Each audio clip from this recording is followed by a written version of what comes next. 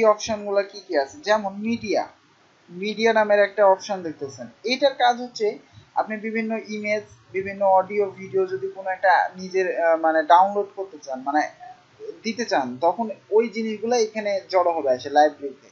বা আমরা এখানে পেজের মধ্যে যে ইমেজগুলা সরাসরি দিতে পারলাম না এখানে, তারপরে হচ্ছে এখানেও দিতে পারছি ইমেজ, এই ইমেজগুলাই সবগুলাই এই লাইব্রেরিতে এসে জমা হবে। আপনি এখান থেকেও হচ্ছে যে আপলোড করতে পারবেন, বা এই যে আপলোডের অপশনটা বিভিন্ন পেজ বা পোস্ট যে কোনো জায়গায় সুন্দর মতো দিয়ে দিয়েছে তারা। ঠিক আছে, আমরা যদি এখন মিডিয়াতে যাই, তাহলে আমরা কয়টা ইমেজ আপলোড করছি এখন পর্যন্ত? একটা না? একটু মিডিয়াতে যান, দেখেন এখানে একটা ইমেজই শো করতেছে, দেখতেছেন? মানে আমরা যদি আরো অন্য ইমেজ, অন্য কোন পেজ বা পোস্ট ইউজ করি, অটোমেটিক্যালি এই মিডিয়ার মধ্যে সব চলে আসবে এখানে সিরিয়াল বাই সিরিয়াল। এটা হচ্ছে মিডিয়া লাইব্রেরি। হ্যাঁ, আচ্ছা, এখন পোস্ট, এই পোস্ট মানে কি? এই পোস্ট মানে কি? পোস্ট মানেই হচ্ছে ব্লগ। কি ব্লগ মানে? আমরা ফেসবুকে পোস্ট করতেছি না, ওই রকম পোস্ট, সাইটে পোস্ট থাকবে। এখানে কি পোস্ট আছে? মাত্র হ্যালো ওয়ার্ড আছে, তাই না?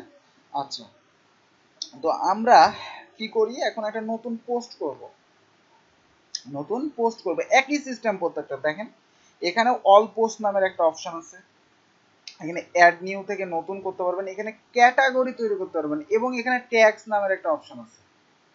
কি আছে? ট্যাগ। হ্যাঁ, ক্যাটাগরিজ, ক্যাটাগরি তো বুঝি, তাই না? বিভিন্ন ধরনের ক্যাটাগরি রিলেটেড, মনে করেন আমি একটা পোস্ট করবো, এটা কি রিলেটেড? ক্যাটাগরি। আচ্ছা, তারপরে হচ্ছে যে অ্যাড নিউ আছে, অল পোস্ট আছে। এখন আমরা সাপোজ এই যে এখান থেকেও অ্যাড নিউ করতে পারবো, এখান থেকেও অ্যাড নিউ করতে পারবো। তো আমরা এখান থেকে অ্যাড নিউ করি, একই অপশন দেখেন, একই সবগুলো আছে, মানে পেজের মধ্যে যেরকম ছিল এখানেও, খালি এখানে নাম চেঞ্জ হয়ে গেছে পোস্ট, এখানে টাইটেল, এখানে কন্টেন্ট দিতে হয়, একই ড্যাশবোর্ড, একই রকমের ডিজাইন সবগুলা। এখানে বাড়তি কিছু আছে, এই যে ক্যাটাগরি, এখানে কি আছে? ট্যাগস। ওকে, আচ্ছা, ট্যাগ কেন ইউজ করা হয়? মনে করেন আপনি একটা কোনো কিছু সার্চ দেওয়ার ক্ষেত্রে, মানে কন্টেন্ট খুঁজতে চাচ্ছেন, সেক্ষেত্রে ট্যাগ সাহায্য করে। কি করে? সাহায্য করে। ঠিক আছে, আপনারা যখন একটা সাইটকে মানে এসইও করবে, এসইও, এসইও বুঝেন? এসইও এখনো বোঝার কথা না যদিও, যখন এসইও করে তখন এইগুলা ধরে ধরেই সে এসইও করে, এগুলা ধরে ধরেই সে র্যাঙ্কিং করে গুগলে। তো আচ্ছা ঠিক আছে, সমস্যা নাই, আমি এখন একটা বানাবো, বুঝতে পারবেন। তো এখন আমরা এখানে পোস্টের একটা টাইটেল দিতে হবে। কি দিতে হবে? টাইটেল দিতে হবে। তো আমরা এখানে গুগলে যাই, যাওয়ার পরে এখানে লিখবেন হচ্ছে লোরেন ইপসাম, এখান থেকে একটা নিয়ে আসি। তো এই যে হোয়াট ইজ লোরেম ইপসাম, এই কথাটা দিই টাইটেলে,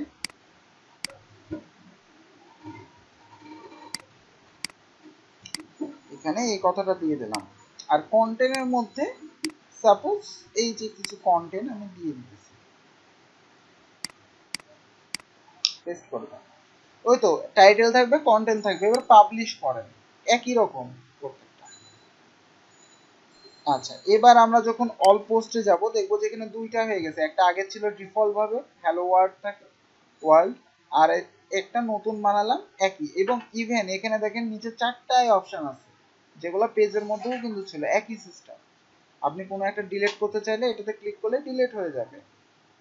আচ্ছা, এবার পোস্টগুলা কোথায় শো করতেছে সেটা দেখার বিষয়, পোস্টগুলা কোথায় শো করতেছে। এবার একটু রিলোড দেন তো, দেখেন কোনো কিছু বুঝতে পারতেছেন যে পোস্ট কোথায় আছে?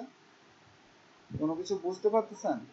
একটু নিচে আসেন, আমরা এই যে এখানে রিসেন্ট পোস্ট নামের উইডগেটে সেট করা ছিল, যার কারণে এখানে দেখতে পাবো যে রিসেন্টলি কি কি পোস্ট আছে, এখানে জাস্ট বুঝতে পারতেছি, তাই না? হোয়াট ইজ লোরেম ইপসম, এটাতে যদি ক্লিক করি দেখেন সোজাসুজি পোস্টে চলে যাচ্ছে। এই যে পোস্টের ফাংশনালিটি থাকে এরকম, যে আপনার একটা পোস্ট থাকবে, কয় তারিখে আপনি পোস্টটা দিচ্ছেন দেখেন, তারপরে ইউজারের নাম কি, কোন ক্যাটাগরি, দেখতেছেন?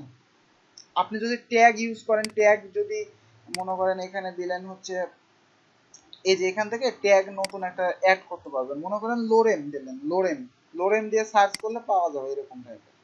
হ্যাঁ, লোরেম, আচ্ছা এবার একটু পাবলিশ করি, দেখি এখানে ট্যাগ অ্যাড করার কোনো ইয়ে দিছে কিনা, অপশন আছে কিনা। রিলোড দাও, কোনো কিছু যোগ হয়েছে? যোগ হয় নাই, তার মানে এখানে ট্যাগ গুলো শো করাই নাই সে। হ্যাঁ, ক্যাটাগরি শো করাইছে।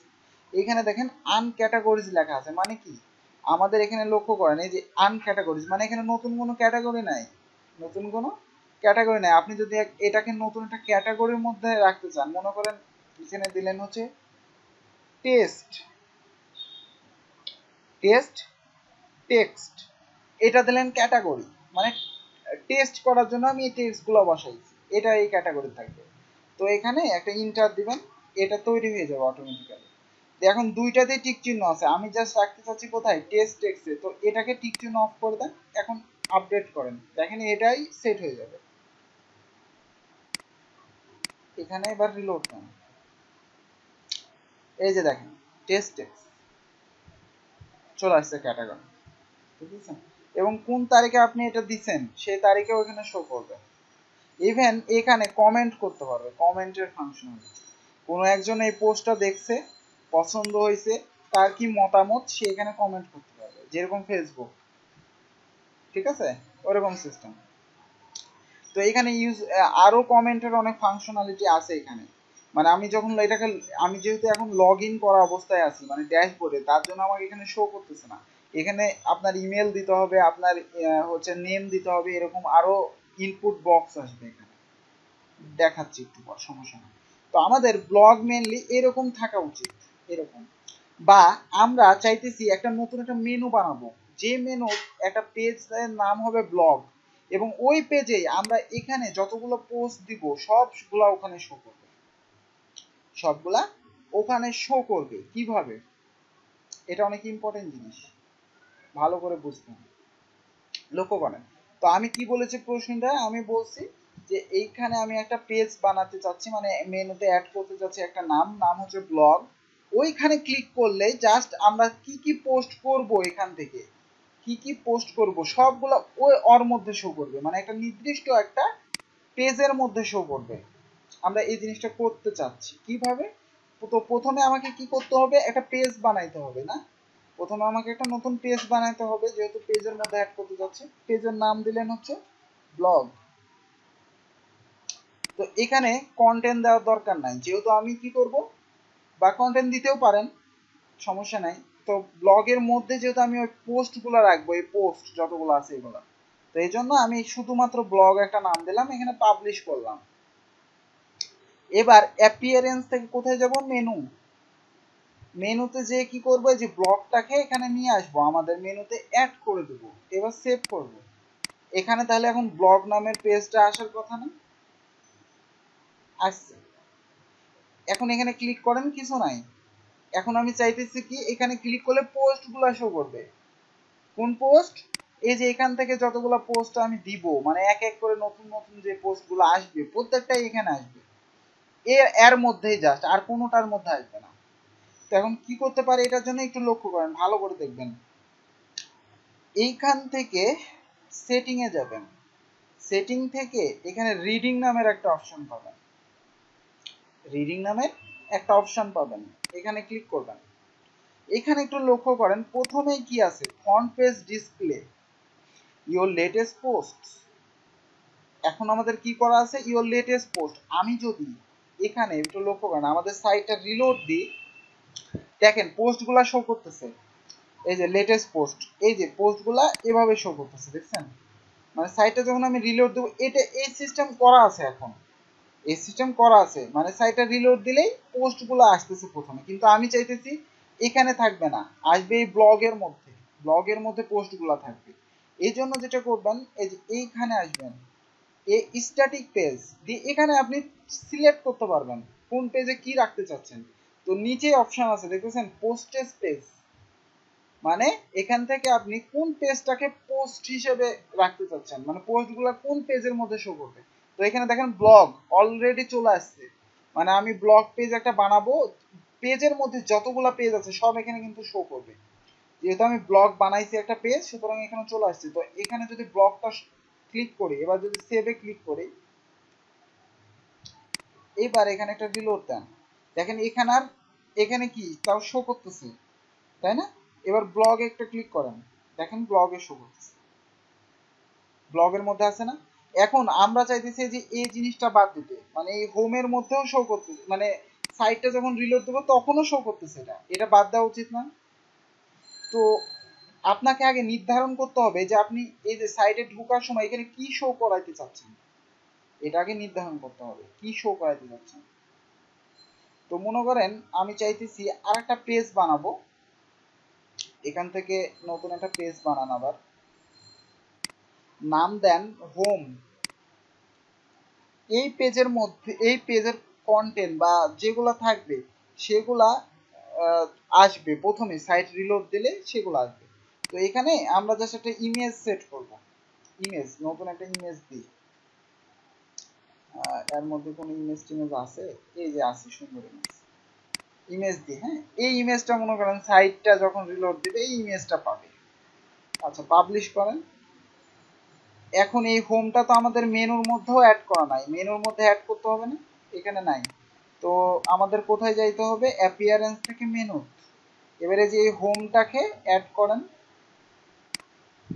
এই হোমটা কোথায় থাকবে? সবার উপরে থাকবে। তো সবার উপরে আমি নিয়ে টেনে নিয়ে চলে গেলাম সবার উপরে। একবার ইজি জিনিস, একই জিনিস, বারবার একটু খালি দেখবেন, মানে প্র্যাকটিস করবেন। এবার হচ্ছে রিলোড দেন, দেখেন হোমটা প্রথমে আসছে, আসছে। হোমে একটা ক্লিক করেন, দেখেন ইমেজটা আসতেছে, আসতেছে, আসছে না? তো আমরা চাইতেছি সাইট যখন রিলোড দিব, রিলোড, তখন এইটা হয়ে থাকবে, মানে ওই হোমটা। এখন দেখেন পোস্টগুলো শো করতেছে, ব্লগের মধ্যেও করতে চাইছি, ওটা করতে পারছি, কিন্তু এখন আমরা চাইতেছি সাইট মানে রিলোড দিলেই যেন ওটা আসে। এটার জন্য এখানে অপশন আছে যে ফ্রন্ট পেজ, দেখতেছেন উপরে ফ্রন্ট পেজ, এখান থেকে জাস্ট এখন এবার আচ্ছা এটা রিলোড দিইনি, যার কারণে এখানে দেখেন এখন হোম পেজটা কিন্তু এখন আসেনি, মানে আমাদের যত পেজ থাকবে সব এখানে চলে আসবে। তো এখন হোম পেজ আমরা দেখতে পাচ্ছি, দেখতে পাচ্ছি না? তো এই পেজটা একটা রিলোড দেন, এবার দেখেন এই যে হোম চলে আসছে। এবার সেভ দেন, এবার আপনি এখানে একটা রিলোড দেন, দেখেন ওই যে হোম পেজটা প্রথমে চলে আসছে, শো করতেছে, ঠিক আছে? তারপরে এখন যদি ব্লগে ক্লিক করি, দেখেন ব্লগগুলো শো করবে, মানে পোস্টগুলো শো করবে। আমি যখন রিড মোডে ক্লিক করব তারপরে গোটা পোস্ট শো করবে, দেখতেছেন? একই সিস্টেম ফেসবুকের মতো। এখানে কেউ পোস্ট করে এখানে কমেন্টও সে করতে পারবে। আমরা কমেন্ট হাইডও করতে পারি, সাপোজ একটা যে কোনো একটা পোস্টে কমেন্ট আমি চাচ্ছি না যে মানুষজন কমেন্ট করুক, ওটাও আমি করতে পারবো। আচ্ছা, দেখবো আস্তে আস্তে, আজকে এখান থেকে মাথা নষ্ট হয়ে যাবে আপনাদের মাথায়। আমরা গতদিন এগুলা দেখছি। এখন আমরা সাপোজ লগ ইন প্যানেলে যদি যাই, তো আমরা এখানে লিখতে হবে কি ডাব্লিউপি অ্যাডমিন, তাহলে আমাদের এই যে লগ ইনটা আসতেছে, কিসের লগ ইন? ড্যাশবোর্ডে ঢোকার জন্য যে লগ ইন প্যানেল থেকে, তো ওইটা। তো আমরা যখন আমাদের সাইট বানাবো তখন সাইটের লোগো থাকে, বিভিন্ন রকম থাকে ডিজাইন। তো এই যে এটা একটা কমন লগ ইন পেজ, তাই না? এই ডিজাইনকে আমরা চেঞ্জ করতে পারবো, মানে এই যে এখানে দেখেন একটা ওয়ার্ডপ্রেসের লোগো দেওয়া। তো আমরা চাইতেছি আমরা যে সাইটটা বানাবো, আমরা যে সাইটটা বানাবো সেই সাইটের এখানে লোগো থাকলে ভালো লাগবে না দেখতে, যে এটা এই সাইটের লগ ইন মানে প্যানেল, এটা এটা লগ ইন বক্স, দেখতে ভালো লাগবে। তো ডিফল্ট ভাবে এখানে ওয়ার্ডপ্রেসের হচ্ছে যে লোগো থাকে, তো ওটা আমাদের করে নিতে হবে। তারপরে যে এই ইনপুট গুলা আপনি, তারপরে লেখাগুলা ছোট বড় কালার যা ইচ্ছা, তারপরে এই বাটনটা, হ্যাঁ এগুলা যা ইচ্ছা, তারপরে যে লেখাগুলা যা ইচ্ছা করতে পারবেন। বা এই যে এতটুকুন, আমাদের এতটুকুনের মধ্যে লেখা আছে, আপনি চাইলে এই যে ব্যাকগ্রাউন্ডটা, এটার গোটা ব্যাকগ্রাউন্ড আছে না, এই ব্যাকগ্রাউন্ডের কালার ইমেজ ইচ্ছা মতো করতে পারবেন কাস্টমাইজ। তো ওটা আমরা দেখবো, সমস্যা নাই কিভাবে করতে হয়। তো এখন আমরা আগে লগ ইন করি। হ্যাঁ, লগ ইন হচ্ছে যে এটা আমাদের ইউজার নেম পাসওয়ার্ড দিয়ে আমরা লগ ইন করলাম, যে ড্যাশবোর্ডে চলে আসছে। আচ্ছা, তো আমরা এখন কি করব? এখান থেকে পাশের ট্যাবে আমরা সাইটটা দেখব। আচ্ছা, তো এটা আমাদের ছিল কি হোম পেজ, এটা আমাদের হোম পেজ ছিল। তো আমরা এখানে একটু লোরেন ইপসমে যাই, আবার কিছু কন্টেন্ট নিয়ে আসি।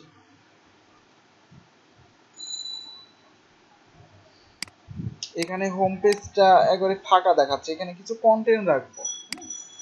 এই জন্য আমি কন্টেন্টটা নিয়ে আসতেছি যেন দেখতে ভালো লাগে।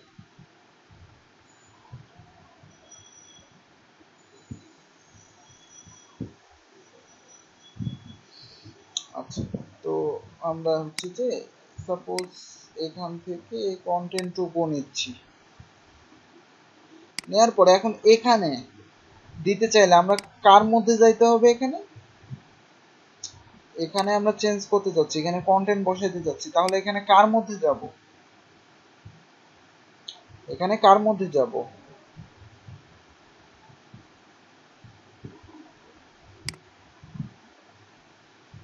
পেজের মধ্যে যাব, কারণ কি এটা একটা পেজ আমরা সেট করছিলাম এই যে হোম নামের, তাই না? এখানেও দেখতে পাবো যে হোম নামের একটা পেজ আছে এবং এখানে দেখেন এটাকে ফ্রন্ট পেজ হিসেবে সেভ করা আছে, যার কারণে এখানে ফ্রন্ট পেজ। আর এই যে দেখেন ব্লগ পেজটাকে পোস্টেজ পেজ পেজ হিসেবে সেভ করা আছে, মানে যতগুলো পোস্ট থাকবে সব কার মধ্যে যাবে? ব্লগের মধ্যে, যেটা গত পর্বতে আমি দেখাইছি। তো এখানে হোমের মধ্যে আমি যাব, যাওয়ার পরে এখানে একটা ইয়াগুলা সেট করে দেবো, কন্টেন্টগুলো দিয়ে দেবো, দিয়ে পেস্ট করবো। এবার আমি যদি এখানে রিলোড দিই,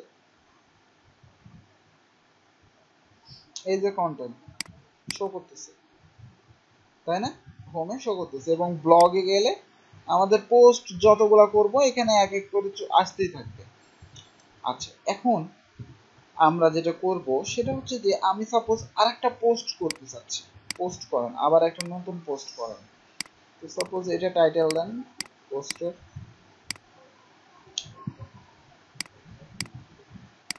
তারপরে হচ্ছে কন্টেন্ট দেন এটা,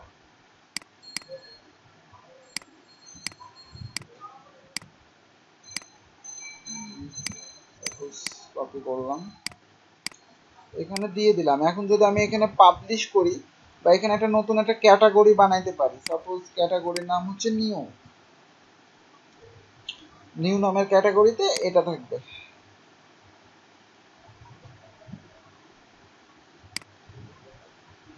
আচ্ছা, এবার যদি আমি রিলোড দিই দেখবো যে এখানে আরেকটা চলে আসছে, এই যে প্রথমটা দেখতেছেন, প্রথমটা চলে এসছে। এবং দেখেন এই যে আমরা লাস্ট কত তারিখে এটা পোস্ট করছি, দেখেন প্রত্যেকটাই পোস্টের ডেট সহ এখানে চলে আসছে, কিন্তু দেখছেন যে কত তারিখে কে পোস্ট করছে। আমরা লাস্ট এই যে 18 তারিখে করছিলাম এটা, আর আজকে কত 21 তারিখ, এটা অটোমেটিক্যালি চলে আসছে 21 তারিখ দেখাচ্ছে ডেট হিসেবে। আচ্ছা, এখন আমরা আরো একটা পোস্ট করি, আবার অ্যাড নিউ করেন, সাপোজ টাইটেল দিলাম এটা, আর হচ্ছে যে কন্টেন্ট দিলাম এটা,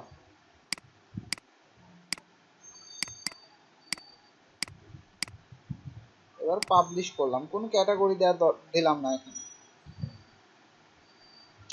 আচ্ছা, আমি যদি আবার এই ব্লগ পেজে একটা ক্লিক করি দেখবো যে আরেকটা আসছে, দেখতেছেন কয়টা হলো? 4টা হলো না? এখন আমরা চাইতেছি যে এখানে আমাদের এখানে অনেকগুলা পোস্ট থাকবে, সমস্যা নাই, যতগুলা সে পোস্ট করবে সমস্যা নাই, কিন্তু আমরা এখানে নির্দিষ্ট কয়েকটা পোস্ট দেখাইতে চাচ্ছি। মনে করেন 2টা পোস্ট জাস্ট থাকবে, তারপরে আমরা চাইতেছি যে 2টা করে পোস্ট থাকবে, তারপরে নিচে একটা সুন্দর পেজিনেশন থাকবে, নেক্সট, মানে যখন আমি নেক্সটে ক্লিক করব বা 2 এ ক্লিক করব তখন তার পরের পেজে যাবে, এরকম সিস্টেম থাকবে। তো এটার জন্য কি করতে পারি, আপনি যখন এখানে একের পর এক পোস্ট করতেই থাকবেন তখন এখানে অটোমেটিক্যালি নিচে নিচে শো করতেই থাকবে, হ্যাঁ, একটা লিমিট পর্যন্ত। তো আমরা ওই লিমিটে যায় যদি বলে দিই যে এখানে জাস্ট 2টা পোস্ট থাকবে, 2টা শো করা থাকবে, তারপর রিড হচ্ছে যে ইয়া থাকবে, পেজিনেশন থাকবে, সেখান থেকে সে নেক্সট পেজে যেয়ে পোস্টগুলো দেখতে পারবে। তো এরকম সিস্টেম করার জন্য যেটা করবেন দেখেন, সেটা হচ্ছে এখানে সেটিং এ যাবেন, সেটিং থেকে যে রিডিং দেখেছেন, রিডিং এ যাবেন। এবার এইখানে একটু লক্ষ্য করেন, blog page show at most, blog page show at most, এখানে কটা আছে? 10টা। তার মানে ডিফল্ট ভাবে 10টা দেওয়া থাকে। যখন আমি এখানে 10টা পোস্ট করব, মানে 10টার বেশি যখন করব, তখন কেন আমাদের এখানে পেজিনেশনটা আসবে, মানে যখন আমরা 11টা পোস্ট করব তখন কেন পেজিনেশনটা আসবে। কিন্তু আমরা তো চাইতেছি যে আমরা নির্দিষ্ট মানে লিমিট দিয়ে যেন সেট করতে পারি 2টা বা 3টা। তো এখানে জাস্ট আপনি দিয়ে দেন এখন 2টা, কি করবেন 2টা দিয়ে দিয়ে সেভ দেন। এবার দেখেন এখানে একবার রিলোড দেন,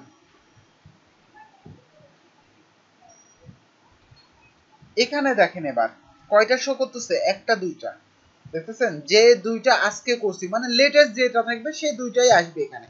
তারপরে নিচে এই যে দেখেন নিচে একটা পেজিনেশন তৈরি হয়ে গেছে, নিচে অটোমেটিক্যালি পেজিনেশন তৈরি হয়ে গেছে। এখন যদি আমি 2 তে ক্লিক করি দেখবেন যে ওই পেজগুলা বাকি যেগুলো আছে এগুলো শো করতেছে, দেখছেন এই যে এটা 4টা। এখন আমি যদি আরো পোস্ট করি নতুন, কোথায় শো করবে, এখানেই শো করবে প্রথমে, এটা আবার কোথায় চলে যাবে, নেক্সট পেজে চলে যাবে, এরকম সিস্টেম। হ্যাঁ, আমরা লিমিট অনুযায়ী শো করাতে পারবো যে আমি কয়টা চাইতেছি। সাপোজ এখানে আপনি যদি এখন দেন 3টা, এবার একটু রিলোড দেন, দেখেন এখানে 3টা শো করবে, এই যে 3টা শো করার পর এখানে পেজিনেশনটা শো করতেছে। বুঝতে পারছি কিভাবে করতে হয় এটা, এরকম লাগবে। তো আমরা যখন থিম ডেভেলপমেন্ট শিখবো যে এই জিনিসগুলা সব কাস্টম এইচটিএমএল এ ডিজাইন করা থাকবে, এই যে পেজিনেশন দেখেন এটা আমরা কিন্তু ডিজাইন করতে হয়নি বা ডেভেলপমেন্ট কোনো কিছু করতে হয়নি, অটোমেটিক্যালি কাজ করতেছে, তাই না? কিন্তু যখন আমরা একটা এইচটিএমএল ফাইল এরকম থাকবে, তো ওটাকে যখন আমি ওয়ার্ডপ্রেসে ডেভেলপমেন্ট করব তখন আমাকে ডেভেলপমেন্ট শিখতে হবে যে এটা কিভাবে করতে হয়। এখন জাস্ট আমরা কাস্টমাইজেশন শিখতেছি। হ্যাঁ, দেখতেছি যে কোথায় কি অপশন থাকে, কিন্তু এগুলো আমরা পরে নিজেই বানাইতে হবে। ওটা হচ্ছে থিম ডেভেলপমেন্ট।